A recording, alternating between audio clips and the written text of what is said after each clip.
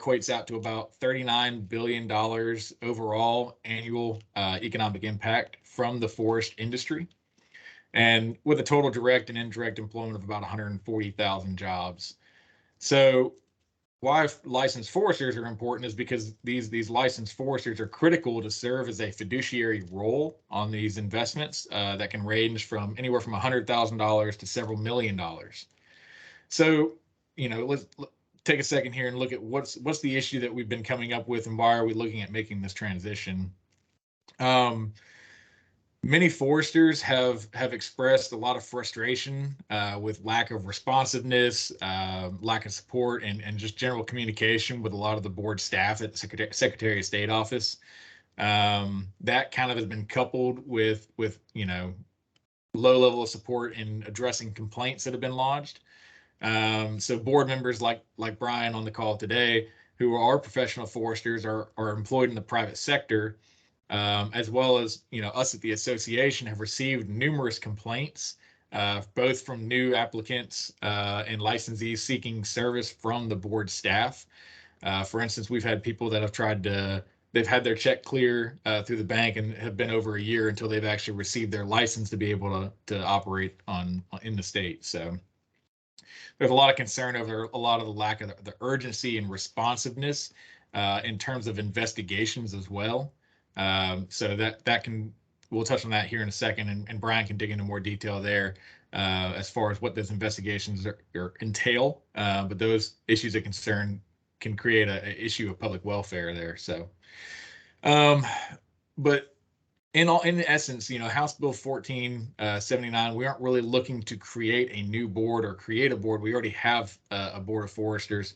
Really, what we're again just trying to do is move from the Secretary of State office over to the Georgia Forestry Commission, and we believe that the Georgia Forestry Commission already serves as the primary interface with foresters, with landowners, logging companies, and across the industry with issues pertaining to things like timber theft, wildfire protection, forest health, things like that. So they're in a great position to be able to deal with the increasing demand that we're seeing in licensing services, and then being able to communicate with landowners and professional foresters across the state. So, like I said, I just wanted to take that time to kind of give a brief overview, and I'll hand it over to Brian Stone to get a little more detail on the role of the board themselves and why the commission makes the most amount of sense there. Thank you, Tim. Chairperson Carver and council members, I just thank you for the opportunity to be here before you today to talk about the issue. Tim did an excellent job of setting up the scope of why this is important, with Georgia being the #1 forestry state in the nation, and just the sheer volume of timber that's being sold and the billions of dollars of economic impact that it has. So with that, let me introduce myself. I am the current chairman, Brian Stone, for the Georgia Board of Foresters, and I'm speaking on behalf of all of our board members. We are in unison in this idea to try to move the administration responsibility over to the Forestry Commission. Those other members are Wade Hall, John Godby, Jesse Johnson, Grant Harvey, and Jim Langdale. So with that, let me just take a minute and just share a little bit about our mission and role, just so you have a little background around what we do.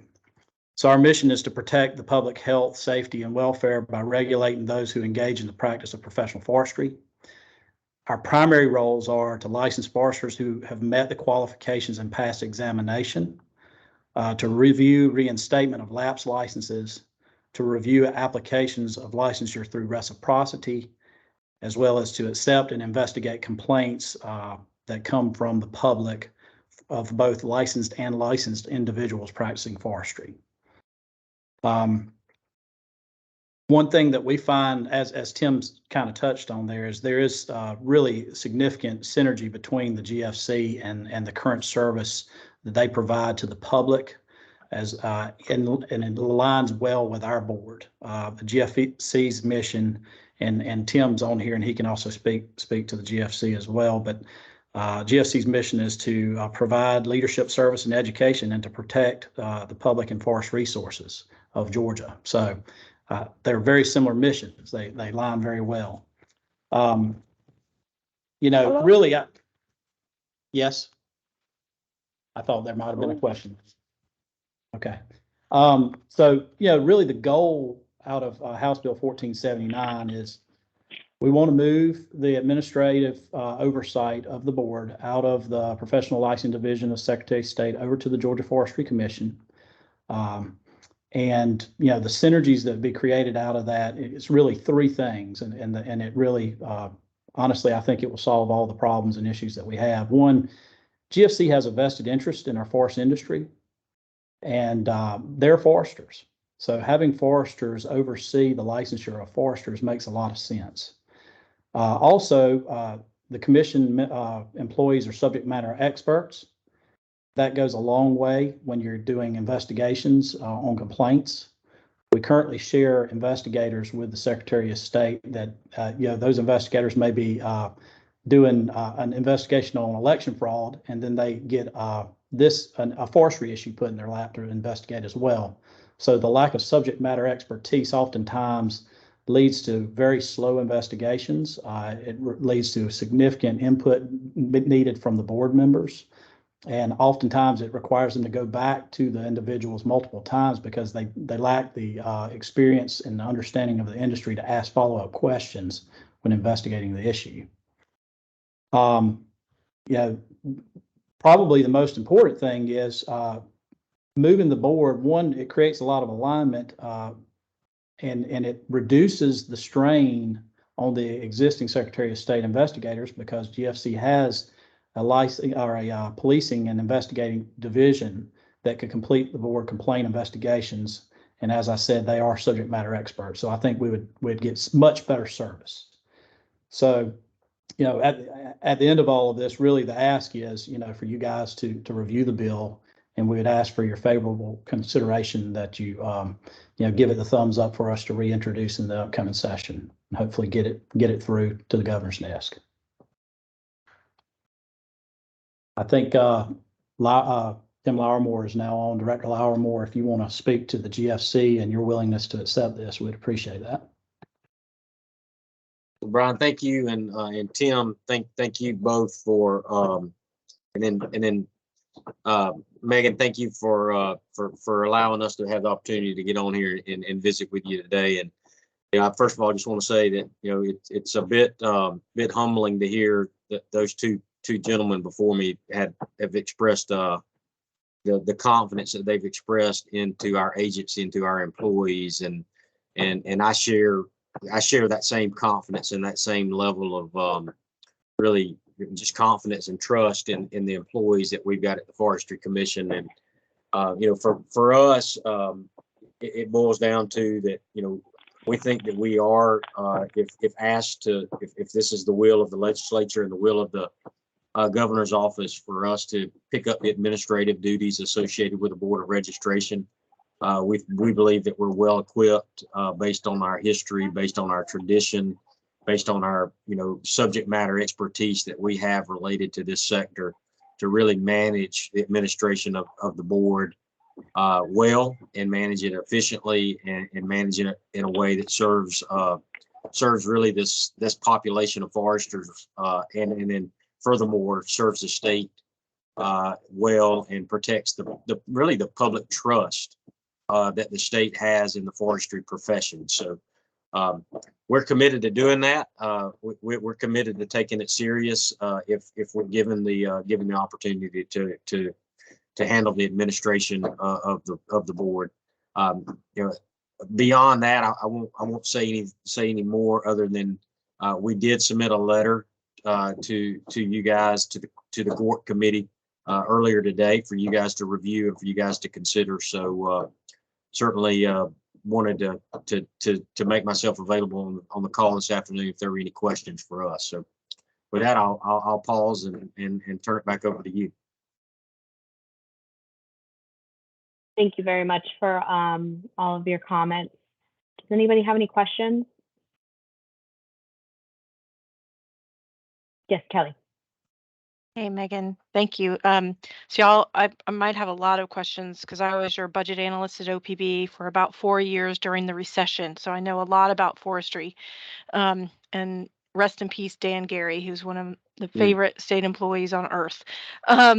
So I have a few questions. One, will there be a fiscal note in regard to this one? Because I know we've had other folks come before us before, and there is a budgetary impact on something like this. So I want to make sure we have one of those. And then I don't know if we know the number of complaints that have come in, Megan. Do we have any metrics on that? And would you all be able to provide any number of complaints from the board? So when you say complaints as far as customer service? Yeah, I think Tim had mentioned that there were complaints that had come in and just the volume of what those are compared to the volume of folks who are actually licensed and what's happening, just to give us some perspective on what that looks like. That would be very helpful. The other thing, and this is because we also have, I think, and I'm with State Accounting Office, sorry now.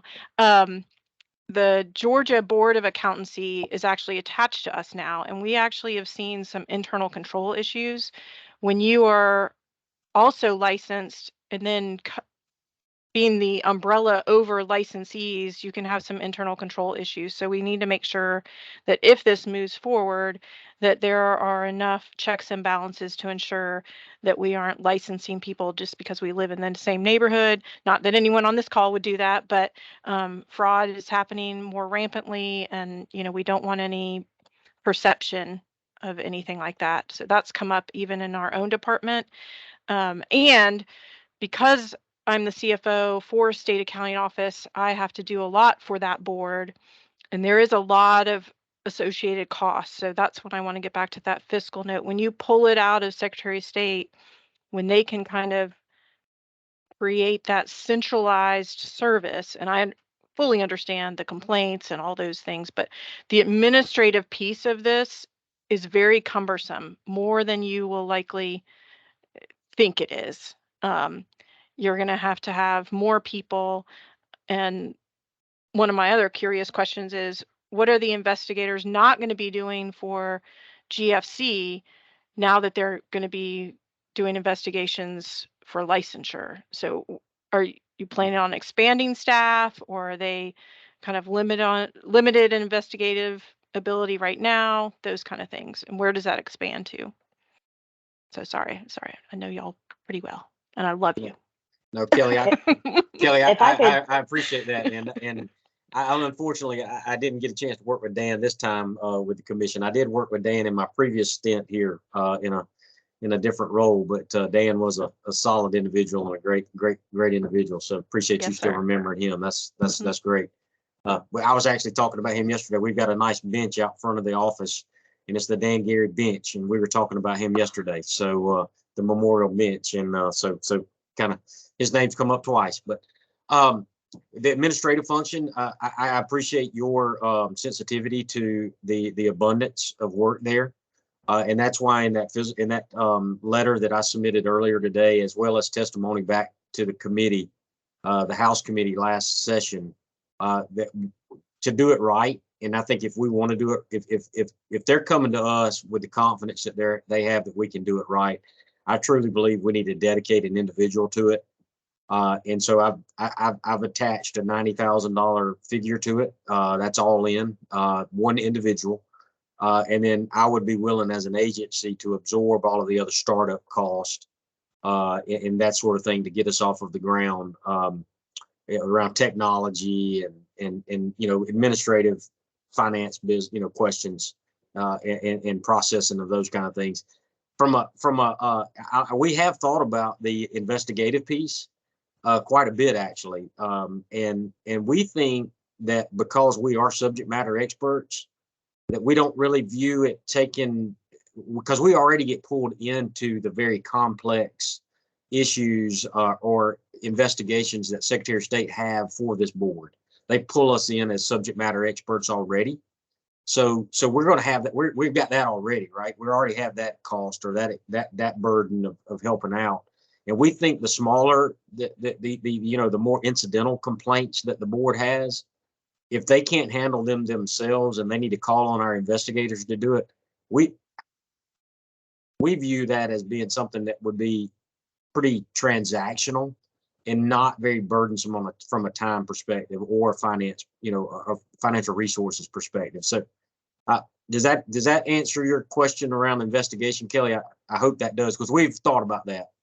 Yeah, that's helpful, because I was curious, are you already involved in them anyway? Which makes sense to me that you would be, because you're the governing body of sorts for forestry. So, okay.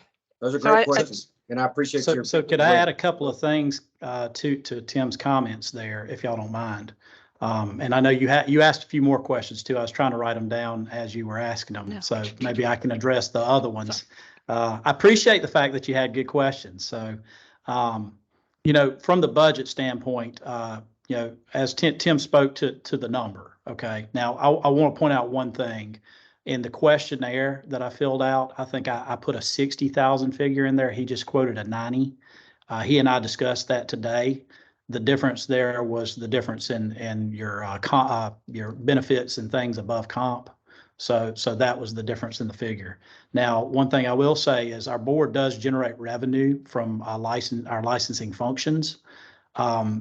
We are currently in the process of evaluating those fees because they've not been reviewed in years, like many, many years. And the reason is because, and you guys may already know this, but all of the revenue that's generated from the licensing division goes back into the general fund and then is reappropriated each year. So the board has not had a incentive to be self-sustaining. Obviously, we know with moving over to the commission, one thing we want to do is to offset as much of that overhead as we possibly can. So we're reviewing the fees now, and we're not doing it in a way where we're saying how much do we need and how much do we charge. We're actually looking at the fees of adjoining states and evaluating that to where we are. And I can tell you from the study work we've done so far, we are well behind our neighboring states that are licensing foresters. So I think we've got room to move to generate the revenue to offset. Now, obviously, I understand it may have to also be reappropriated in Tim's case as well there with the commission. I'm not sure what the mechanism is there for him to be able to retain that versus it going back to the general fund. And that's well outside of my knowledge, so I'm not going to try to speak to it. But, on the investigative bandwidth, you asked about complaints, and let me speak to complaints from an investigative standpoint first. I've been on the board now for 7 or 8 years, and in that time period, the most we've had in a year is probably 4 or 5. Many years it's 1 or 2. So I don't want to make it sound like that we have all of this heavy burden that would have to be lifted by the commission. It's really not a heavy lift. The problem is that we're a very small board in the professional licensing division. And for that reason, we honestly get that much focus. I mean, we get the focus of the one that is the smallest. It's very, very little. So a lot of times other things go in front of us. Now, the reason why these investigations need to be handled more quickly is we do have cases where licensed and possibly unlicensed individuals are defrauding the public. Transactions in timber can be hundreds of thousands of dollars and even millions of dollars. And they're long-term investments. They're 30 plus years from planting to harvest. So allowing a bad actor to continue to operate in the public space while we try to get our act together on an investigation is something that I take very seriously, that we're not able to address it in a timely manner. It should not take 1 and sometimes 2 years to complete an investigation on an individual that is acting poorly. So that's been our experience, though. As far as complaints in the licensing process, I don't have numbers in front of me on that, but I can tell you as the chairman, and my name is on the website, and our industry, as large as it is, it really is kind of it's kind of like living in the big, small city where everybody knows each other.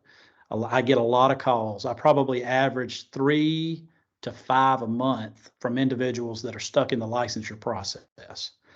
And so you know, you do that over the year, and I'm not the only one getting the calls. Our other board members, the other 4 board members plus the at-large member, they are also receiving these calls. And then some calls are going direct to the Secretary of State and often falling dead because of lack of follow-up. So they get frustrated and come to a board member.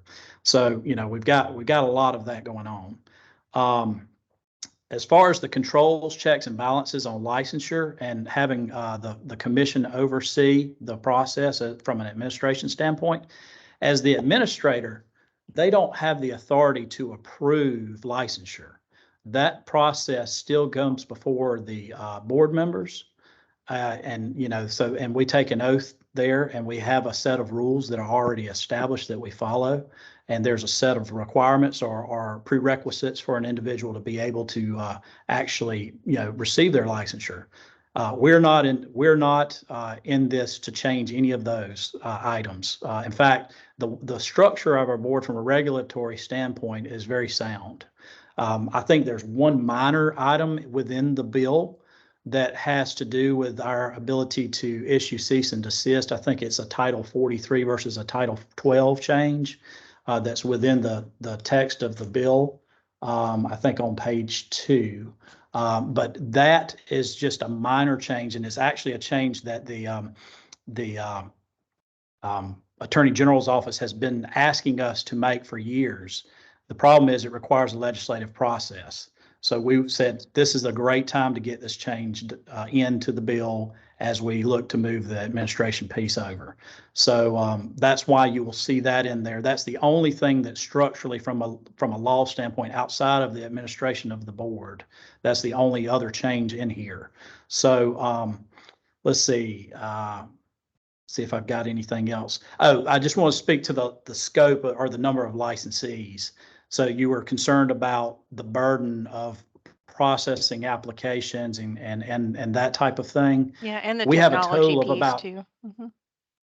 I'm sorry. And the technology piece too, if y'all plan on getting a merchant service provider and credit card acceptance and Great. Yep. balancing Yep. all of those Absolutely. things. Yeah, that would be. Yes. Okay. All right. Great. So the number of licensees we currently have, there's about 900, give or take. Hey, 1 second. Yes, Hey, why are y'all calling me? I'm sorry. I don't think Why she's y'all on calling mute. me? She's not on mute. Oh, she's gone now, I think. Okay. Hmm. So as I was saying, we have about 900 to 1,000. It fluctuates. Number of licensees, new applicants in a year, 20 to 25. So it's not, we're not getting the numbers that you would from an accounting standpoint.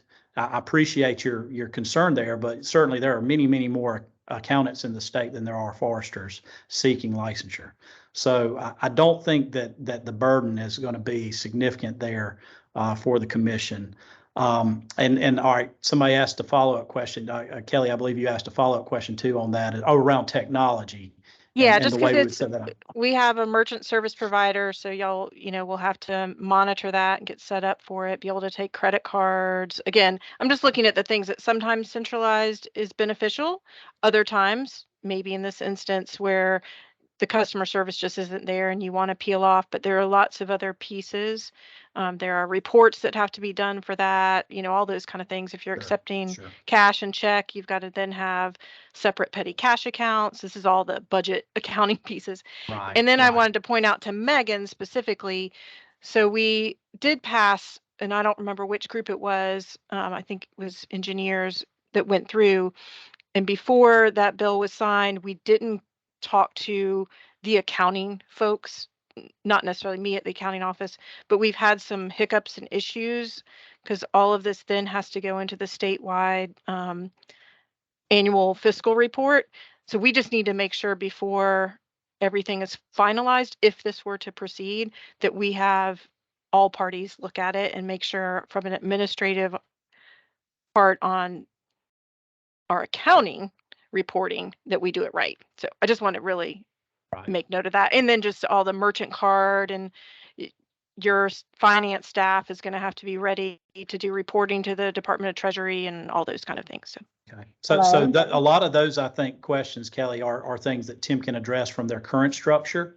But I will say this, I mean, we are actually going right now with the Secretary of State. The way we're set up is we're still doing paper checks and paper applications. So it's still pretty antiquated. My desire would be, as we move, is that we modernize, that we get electronic applications, and that we have electronic payment systems. So I appreciate the question. Certainly, I think that's something we all want to understand before we take this on. I know that Director Lowermore does as well. So Tim, you want to speak to what you're doing now? Yeah, I mean, we currently do, we currently take payments now. I don't, Kelly, I'm probably going to get outside of my lane if I start talking about those specifics. If we're using a merchant I don't service expect you to. I just am saying yeah. those just so you have awareness in case you Yeah, did not. no, I certainly, and again, I appreciate your sensitivity to those types of mechanical things that processes have got to happen, right? But I know we currently, do invoicing and take payment now for a variety of services that we provide, seedling sales that we do, as you know, our nursery. But so I'm I don't know if these reporting for this is different because it's licensing or not, but I would imagine it would be very similar to what we already are having. It's the same, yeah. Yeah, so I did make some notes that I need to run by Michelle on our team to make sure, but yeah, I don't want to get too far out of my lane. Thank you all for your patience and your answers. I appreciate it. And I'll Thank you for add the on. great questions. I'll add on that Kelly's asked a lot of the same questions that I have, but to address the fiscal note aspect, I think it would be beneficial to have that fiscal note requested. Unfortunately, us as the OPB, we can't, create a fiscal note on our own. It has to be requested from, either the chair of the committee or the bill sponsor. I'll say that, we're operating a bit of a backlog for fiscal notes. We have about 15 that have been requested and outstanding that we're working through. And I try to prioritize this one if it did come through to have it for our next meeting, or at least our final report. So if y'all could work on doing that, or I could, reach out to the adequate parties and make sure that that was requested. Yeah, absolutely. I think Tim Miller at GFA has been coordinating between Tim Lowermore, myself, and Chairman Corbett that introduced the bill. Unfortunately, he had a conflict today and could not be here. We were hoping he could join us as well. But he did say that he could be available at the second meeting if y'all would like to hear from him in any way. I would just ask that any of you members, if you feel like that's necessary, we'll make that request and see if he can be here next time. But as far as the physical note request, obviously I'm not in government, so I don't understand maybe necessarily exactly what you're saying. I think that Director Lowermore will probably be able to help us get there. But it is, with the fiscal note, is it like if we generate X revenue, is it the difference in the revenue generated like the shortfall, or is it actually the number like 90K? Yeah, it would be closer to, it's an agreed upon estimate by both OPB and Department of Audits and Accounts of what is the true cost of passing a bill like this. So it would, be either additional cost for the Forestry Commission, any maybe revenue loss or cost reduction over at Secretary of State's office as a result of that transfer, just so we can get kind of like a accurate picture. Not to say your number isn't accurate, but and it's also agreed upon by the two branches of government, being the executive and legislative offices for OPB and audit. Okay. And I can definitely send some follow-up emails on how to facilitate that and how to get that requested, so we can go ahead and start working on it. Certainly did not expect you to know that very unknown government process. Thank you. I appreciate that. I appreciate that very much. And you spoke to there being a bit of a backlog. is that something if we got in soon that it wouldn't delay us in getting this reintroduced this coming session? Oh, certainly no. Okay. As statutorily required, all of our fiscal notes that are requested as of now have to be completed prior to the start of session. It would mainly just be whether or not we had it for these series of council meetings or not. Perfect. Thank you. Yeah, and Megan, if you would just send that information over, I'm happy to coordinate with Chairman Corbett on that. Okay. Kelly had a question in the chat. Is the plan for you all to retain the revenue or to remit that to Treasury and reappropriate? I think as you all were talking about it, currently those fees are remitted to Treasury, but in this change, would you plan on retaining those revenues from fees? I don't know that at this point we had not, that's not addressed in the bill as it's Okay. written. You know, I suspect that Director Lowermore, I know you had some conversations when they were drafting the bill. Do you recall if there was any conversation around whether that would be retained or sent, or was it something we were going to work it out? I feel like that was maybe more of it, but. Yeah, there's no appropriation. I mean, they'd have to, currently the way the bill is written, it's not retaining the fees. It'd have to be appropriated. I'm not sure, which is a whole nother process, right? Yeah. Since this has to be reintroduced, you know, are you all, I guess, planning on keeping that exact same text in the new bill that is being reviewed by the council today? I would not necessarily want to change it if it was going to slow us down. I would prefer to stick with what we have. I believe that Director Lowermore has a process there that he can utilize to make the necessary request. So I think that, at least from my perspective as the board chairman, I wouldn't want to change that. Now, if Director Lowermore felt differently, certainly we would handle it how he sees fit, since he's going to be the one that would be housing it for us. Thank you. And I apologize because my attention was a little bit diverted trying to get everyone on the same chat. I guess one of my concerns is maybe some of the conflict of interest with the same, you know, agency providing oversight or any administrative assistance to the board, kind of similar to what Kelly was talking about with the Board of Accountancy. Do y'all have any plans on how to kind of mitigate any of those issues? Well, from my standpoint, like I said a few minutes ago, you know, we have a set of rules that we have to follow, and it doesn't matter whether the applicant was a commission employee or a private citizen. Those rules apply. So you know, and the decision is not in the administrator's hands; it's in the board's hands.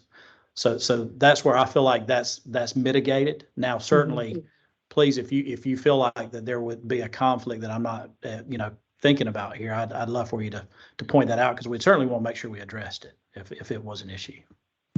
Yeah, I mean, Megan, I would just add that, you know, the General Assembly gave us, I guess it was back in 2014, a very similar responsibility with our law enforcement division. I think it was 2014. When this was kicked off, and it was to be really the sole take the lead on timber theft, and that is, you know, we've been doing that, I guess now for, is that 8 years? I'm looking at 2022. So we've been doing that successfully for 8 years. I mean, we've got post-certified officers that, you know, I think that, you know, have integrity and honesty, and, you know, follow the letter of the law and follow the facts to any kind of investigation. So I mean, from that perspective, I don't see any challenge. And again, I go back to those complex situations now that Secretary of State has, that they bring our team in on those complex issues already, to help educate them and help help be a resource for them. So Megan, one other thing that as he was talking about that, where we talk about mitigation and checks and balances, all the board members, nothing will change as far as the way the board members are appointed. Those are appointed by the governor. And certainly, we understand who we work for there, right? And so we're representing the governor as board members and not the Forestry Commission and the director. So that's why I feel like as board members, number one, it's our profession, and we want to make sure that it's held to the high standard. And we're not, I don't think we would fall victim to that in any way. I mean, you've got 5 independent board members plus a at-large member, so 6 total members on the board. So, and with us having the final decision to ratify license, and having a defined process, I feel like that would be mitigated. So. Thank you. I appreciate it. Yeah. Do we have any other council members who have questions for our applicant group?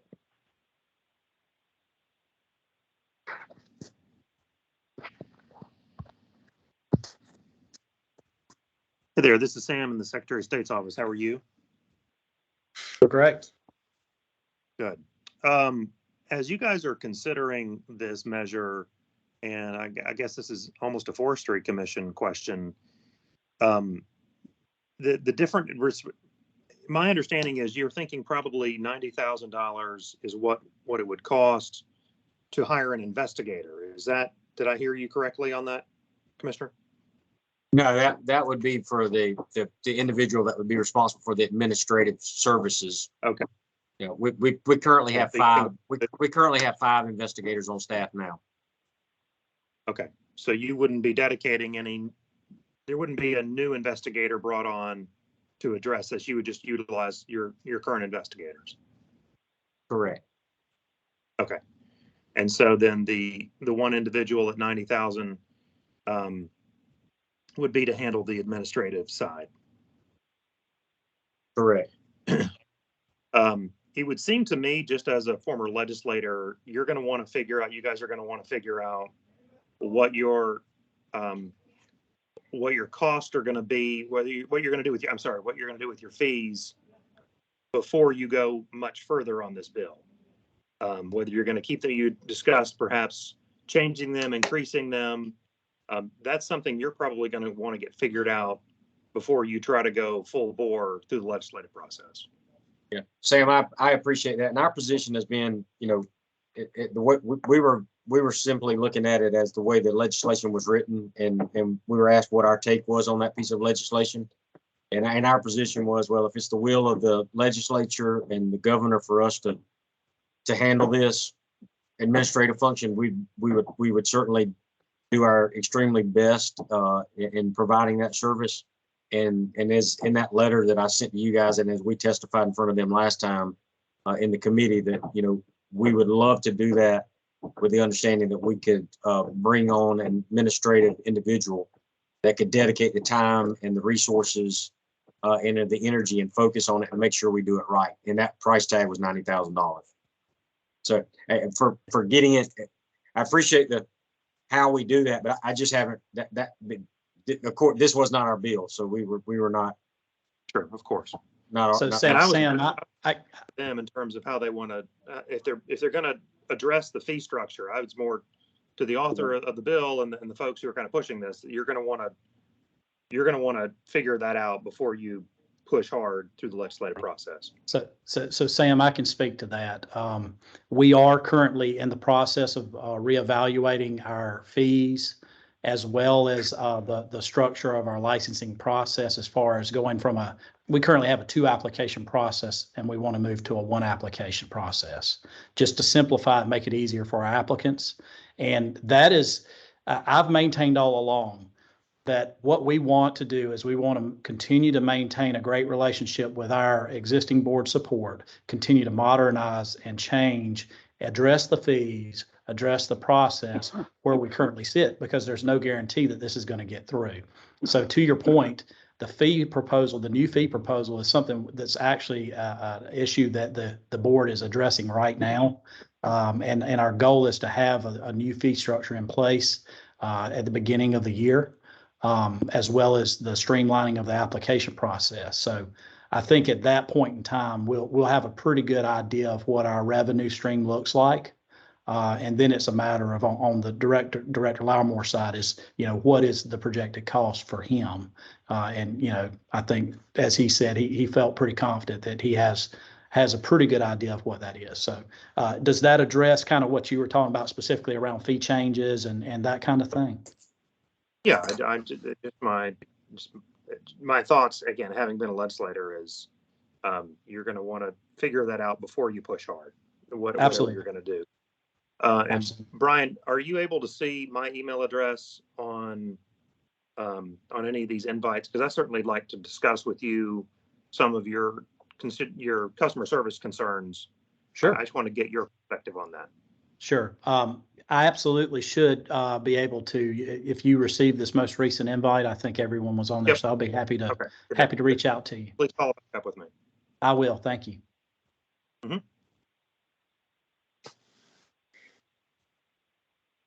Ashley, go ahead if you have a question. Excuse me, I do, thank you. You may have addressed this question earlier, and my apologies if I missed it, but approximately how many Forester licensees are there? And understanding that you're going to be updating the license fee schedule, do we have an estimate about how much money flows from those licensees per year currently or projected moving forward? Sure, absolutely. So right now we're around 900, 930, something like that. It fluctuates. And like I said, we've been as much as 1,000 over the last three or 4 years. We're down a little now. But that a lot of times is where individuals have lapsed or forgot to reinstate or re-up their license. So that that is where we are. And then as far as the revenue projection, with the new fees that we're looking at, our license is currently on a 2-year renewal process. So the bulk, obviously, of the revenue comes in the renewal year. I think that the number was around 120,000 every 2 years. So if you split that in half, that's 60. That we're projecting with the current numbers, with the current licensee numbers, with the reinstatement numbers and different things that, we've pulled in the past. So, that's where the 60 number came from. That was in my note, and Tim and I had discussed that, but certainly the difference there again is benefits and things above a base salary. So. Thank you. Yeah, absolutely.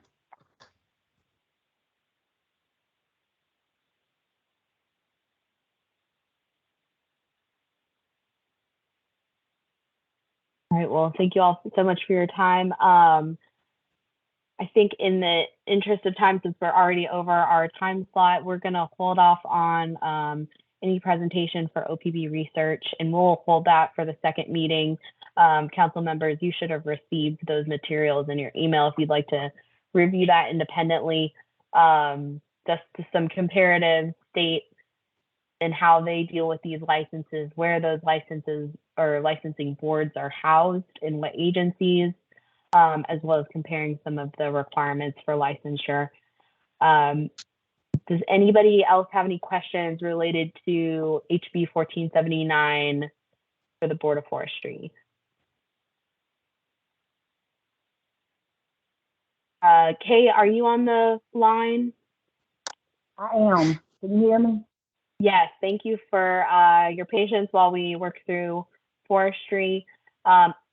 We opened it up at the beginning of our meeting to see if anybody had questions for you or anything related to the board for the HB 1617. I don't believe anyone did, but want to ask again if anyone had any follow-up questions from our first meeting.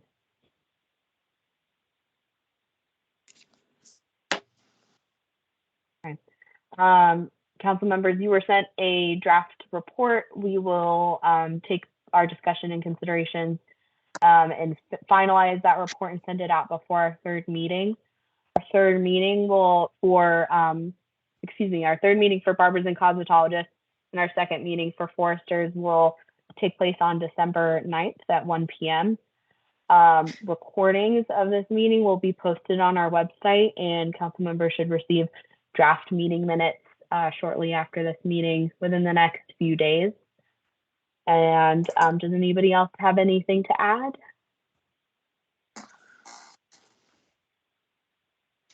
Great. Thank you all so much for your time, and we'll see you December 9th. Thank you all.